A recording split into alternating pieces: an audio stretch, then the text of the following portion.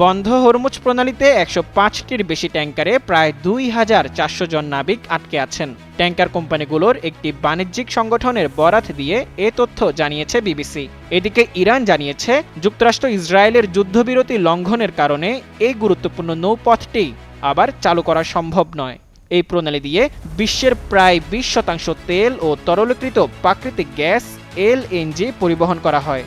বিসিবির ট্যুরে অনুষ্ঠানে কথা বলতে গিয়ে ট্যাঙ্কার বাণিজ্য সংগঠন ইন্টার ট্যাঙ্কর ব্যবস্থাপনা পরিচালক টিম উইলকিন্স বলেন, হরমুজ প্রণালীর এই বন্ধ অবস্থার কারণে ইরানের উপকূলে বহু নাবিক আটকে আছেন।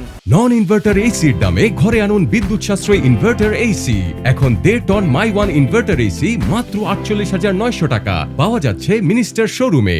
জাহাজগুলোতে থাকা ক্রুদের মধ্যে তীব্র উদ্বেগ, মানসিক চাপ ও ক্লান্তি ভর করেছে বলে উল্লেখ করেন টিম উইলকিন্স। তিনি বলেন, ক্রুদের খাবার, পানি সহ মৌলিক সরবরাহ ও আবর্জনা ব্যবস্থাপনার মতো কাজ সামলাতে হচ্ছে। টিম উইলকিন্স আরও বলেন, অনেকেই জাহাজে আটকে আছেন এবং তারা কবে বাড়ি ফিরতে পারবেন সে বিষয়ে কোনো নিশ্চয়তা নেই।